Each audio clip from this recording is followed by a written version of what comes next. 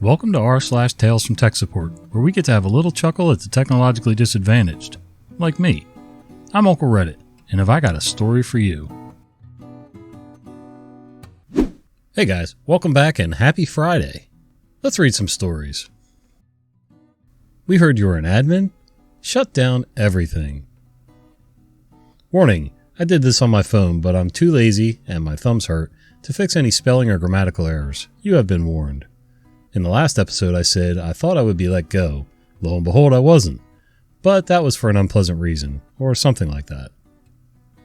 When COVID hit and the shutdown happened, the entire company scrambled to prepare to go fully remote by the end of one business day. In the midst of the chaos, we needed three major things. 1. A cloud-based file storage and sharing system. 2. A web video and conferencing solution. 3. A miracle since our outsourced IT company deemed 1 and 2 out of scope and was going to charge us our firstborn children and king-size Snickers to get it done. At the earliest, 3 months. Let's back up real fast. I had been working at the organization for 1 month at this time. I was originally hired as a SharePoint admin. However, my boss at the time didn't really know how SharePoint worked, or even how it was going to benefit the company. She just had it at her last job and thought this company needed it too, which in hindsight, she was right. My first week on the job was spent waiting on the IT company to grant my MS account SharePoint admin access. By Monday, they still didn't have it done. I forwarded the ticket number to my boss. She calls up our account manager and rips into them. In less than a minute, I have SP admin access. However, that's not all I had. They actually granted me global access over the entire domain and account. I brought this up to my boss, who said, "Okay, but do you have access to SharePoint now?" Which I say, "Yeah, but now I have..." She cuts me off and says, "Good, and start working on SharePoint." I just back out of her office and save the fight for another day. Back to the main timeline. I mentioned in an emergency operations meeting that we had the needed solutions already with SharePoint, OneDrive, and Teams. Granted, no one understands how to use those, but they are there for us to use. Bad idea. Everyone looks at me with either pure bliss or confusion. The CEO of the company goes, "Let him train the entire company. By the end of the day, we'll all go home." So I do just that. 8 hours of training large groups over SharePoint, OneDrive, and Teams. 200 plus employees, and I am the only in-house IT we have to pull this off. But it gets done and we're all in our homes. A month goes by and I'm just doing my SharePoint thing. And I get a Teams call from the CEO? Well, this is either good or bad. The following conversation between me, the CEO, the COO, and the president. CEO: "Hello, we're wondering if you have a moment to help us with something?" Me: "Of course, what can I assist you all with?" A very uncomfortable pause. I don't know if they know their cameras were on, mine was as well, but I could tell they were not happy with what was about to be said. CEO: "We're having to make some layoffs." Me internally: "Well, it was fun while it lasted." CEO: "But don't worry, you're safe. We need you here, especially after you got us all remote." Me internally: "Hold up." CEO: "We just got off the phone with IT company and we were wanting them to start turning off accounts and shutting down emails. They said they could do it, but it would be a 2-week turnaround. We need it all done today. They mentioned you have admin access, is that true?" Me: "Yeah, I got it a few weeks ago." COO: "Shut down everything." Me: "I'm sorry, what do you mean by that?" President: "We need you to pause all emails, Teams chat, doc sharing, everything. We also need everyone locked out of their accounts while we start making phone calls. The only people who need access is us three and you." Me: "Okay, I can do that, but what do we do when people start asking why they're locked out?" CEO: "We've asked that our IT company send out an email to everyone in an hour saying there are technical difficulties and to please be patient." Me: "Okay, so after I shut everything off, what do I do next?" COO: "Wait for one of us to call you. We'll have a list to you on whose accounts need to be permanently turned off." Me: "Okay, I can do that." President: "Also, who's your boss?" Me tells him boss's name. President: "Okay, you'll report to me now until further notice." So I turn off everything, chill at home and play video games for 2 hours before I get another Teams call from President. President: "Okay, I'm sending you a list now." Me: "Got it. I'll work on the accounts then turn everything back on." President: "Good deal. Oh, and one more thing. You are no longer SharePoint admin. You are now our systems administrator." Me: "Okay, of what systems?" President: all of them? Me: okay, but how many systems is that? President: I don't know. Whatever software we use for any department. You're the admin of it. I suggest getting with the different departments and finding out what they use and go from there. Me: okay, that might take a while. President: once you're done, report to me on what you find, as well as the cost of everything. Me: okay, excuse me if this is too soon to ask, but will this come with any compensation? President: yeah, it's too soon. And we end the call. I remember thinking to myself, I hope this pandemic isn't too long. I have a feeling this won't be fun. I had no team. No one that was left in the company had any IT knowledge that would be useful to me. We ended up ending our contract with the old IT firm and went with a better one. But they were short-staffed all the time, and I was pretty much left in charge of the entire IT infrastructure and management of the company as a one-man show.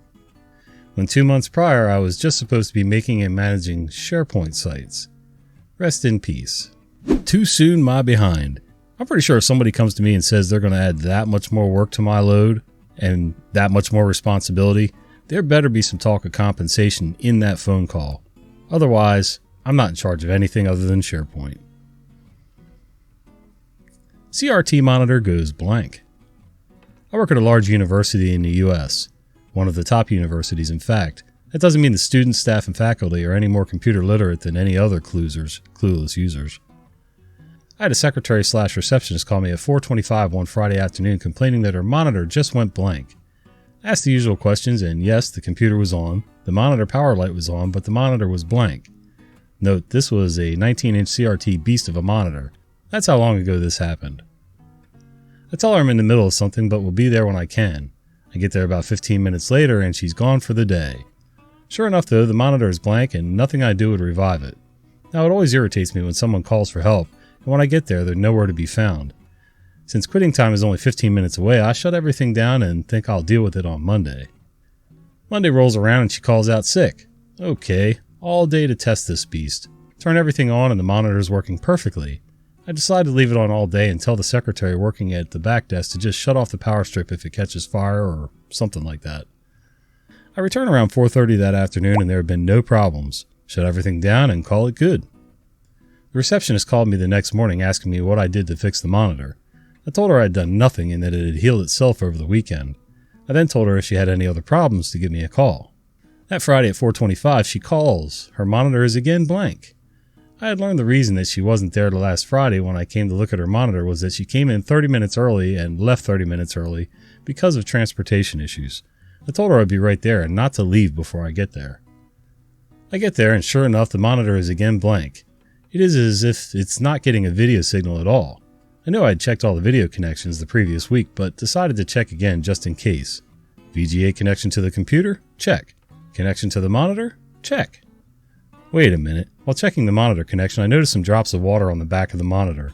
Remember, this is a 19-inch CRT beast and has air vents all over the back of the monitor. I reached up on the shelf above the monitor and moved the potted plant that she overwatered every Friday just before going home. I don't know how long it had been there or why there was suddenly a problem, but it was lucky the water had not reached the high voltage side. Yeah, she was waterboarding her monitor on Fridays. Yep, it's amazing how many people put plants over top of their monitors and computer towers and any other sensitive electronics. Not sure who thought that would be a good idea. No clue what this does, but it works now. This was my first deployment back in 2017-2018 doing help desk. I had been there for about 4 months and became comfortable with AD by this time. Officer is having an issue where an application touches the internet, is asking for a password every time he logs in. After putting in his password, his account gets locked out. He calls like 10 times a day, but no one knows the solution, so all we do is unlock his account. This goes on for about 2 weeks before he decides he should just go home because he can't get on his computer and do his job most of the day. I had been Googling what caused it, but no luck. Submitted trouble tickets to our bosses, and they had no clue. I had learned about Attribute Editor in AD a little bit ago after enabling users to make voice calls through Cisco Jabber, and wanted to see if anything was different from my account.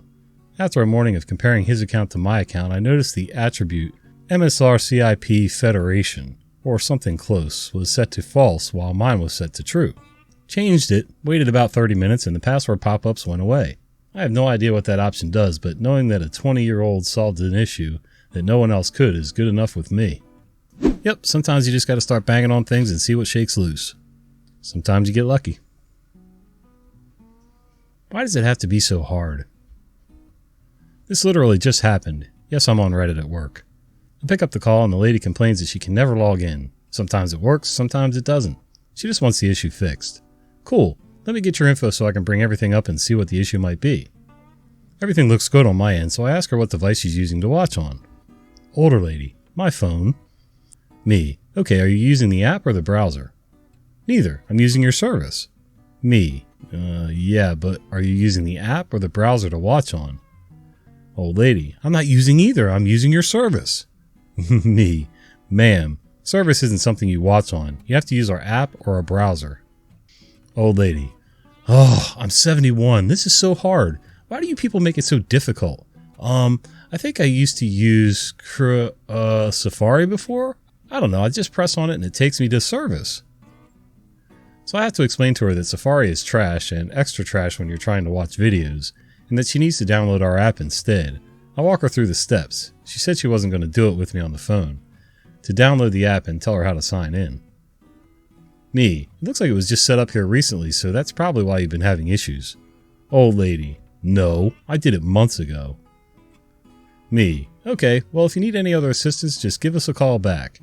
I mean, my computer doesn't lie about these things, but it's getting late and I'm not in the mood to argue with people who use their age as an excuse. Just like anything else, if you want to use the service, you better learn how. That's on you, not everybody else. Every port is the same. Another tale that has its beginning in the world of robots. On mobile, but with English keyboard. Let's see how it'll work out. QWERTY, what the hell? We installed a new robot cell for our customer. No big deal, we do it a few times a year. Talk to the electrician about the network cable for remote connection and tell him where to connect it. There's one single port in the cabinet with the label external connection. I show it to him and he's happy. The cable will be installed in a few days.